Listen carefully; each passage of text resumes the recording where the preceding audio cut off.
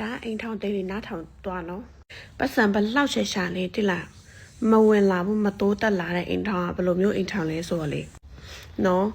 ရံဖြစ်လာပြီနော်မိမဖြစ်ဖြစ်ယောက်ျားဖြစ်ရံဖြစ်လာ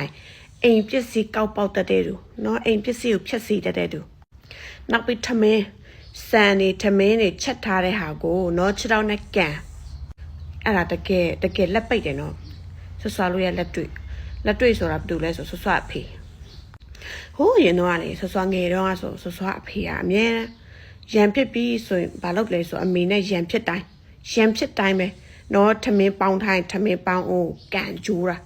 ကန်ကြိုးကန်ပြစ်အဲ့လိုလုပ်ပြအိမ်တို့ထမင်းနေနော်ပစ္စည်းတွေဆိုရင်လည်းဘွယ်အိမ်ဆိုလည်းဟိုထိုးလိုက်ဒီထိုးလိုက်နော်ပကံဆိုလည်းဟိုကောက်ပြစ်ဒီကောက်ပြစ်နောက်ဆုံးကြတော့အရင်တော့ဆိုတော့ငယ်တော့ဆိုအဖေဆိုပတ်စံရွှေသွင်းလို့ပါဆင်ရတယ်အဲ့လုတ်ပြီးနောက်ပိုင်းကျတော့လေခဏလုတ်လိုက်နောက်ပိုင်းကျတော့အခုချိန်ထိပဲအိုးရေပိုင်းလို့ဆိုလို့ငယ်တော့ကနေအခုချိန်ထိ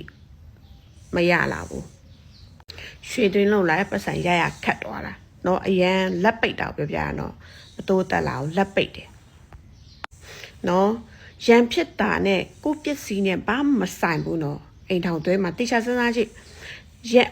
မဆွရဲ့မျိုးသားဆိုရင်အဲ့လိုမရှိဘူးဘလောက်ထိရံဖြစ်ဘလောက်စိတ်ဆိုးပစ္စည်းဘတော်မှမထီဘူးဘာလို့လဲဆိုတော့ तू စိတ်ဆိုး तू အဲ့ဆိုဆက်လက်ယူမှ तू အပြင်မှာဟိုသွားပြီးမှ तू ဆက်လက်လေးထိုင်တောက်ပြီးမှစိတ် तू အပန်းဖြီနော်ဖြီပြီးဆိုသူရင်ရှာပြီဆို तू ကတော့လှုပ်လိုက် तू ကိုယ်တိုင်ထွက်သွားနော်ဆွရှောင်းနေဆိုတာမရှိ तू ရှောင်းတာပဲရှိတယ်တကယ်တော့လေဒီလားရံဖြစ်ပြီဆိုတယောက်ရှောင်းလိုက်အေးဆေးတော့တာဟုတ်တယ်နော်နောက်ပြီးလေပစ္စည်းကင်ပေါက်တယ်စဉ်းစားကြည့်နေစိတ်ဆိုးတာနဲ့ဒီပစ္စည်းနဲ့ဘာဆိုင်နေနေကင်ပေါက်လိုက်နောက်တစ်ခေါက်မဝယ်ရတော့ဘူးလားဟုတ်တယ်နော်နေလှုပ်လိုက်လို့ဒီနေလှုပ်လိုက်လို့ဒီထမင်းနဲ့ဒီပစ္စည်းနဲ့ဒီအိမ်ပစ္စည်းတွေနေကိုစိတ်ဆိုးအောင်ဘာလုပ်လိုက်လို့လဲစဉ်းစားဒီလိုမျိုးစိတ်ဆိုးရင်ပစ္စည်းကင်ပေါက်တာနော်စိတ်ဆိုးရင်ပစ္စည်းရိုက်ခွဲတာနော်စိတ်ဆိုးပြီဆိုရင်အိမ်ပစ္စည်းတွေလှုပ်တာအဲ့ဒါလက်အားတွေကလှုပ်တာဘာလို့လဲဆိုတော့လေစဉ်းစားကြည့်လောက်ပြီးမဝဲရအောင်လားဒီတိုင်းထားရမလားဒီတိုင်းပဲနေရတော့မလားမဝဲရတော့ဘူးလားဝယ်ပတ်စံမကုန်းလားကုံဘသူ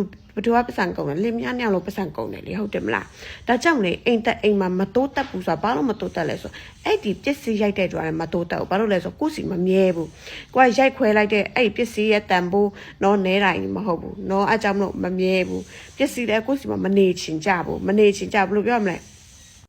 အိမ်မှာလည်းအိမ်ဆောင်နေရှိတယ်လို့ဆံမှာဆိုလဲအတူတူပဲထမင်းမှာဆိုလဲသူ့နဲ့သူရှိပြီနော်လှုပ်ရင်နောက်ဆုံးကျမွဲတော့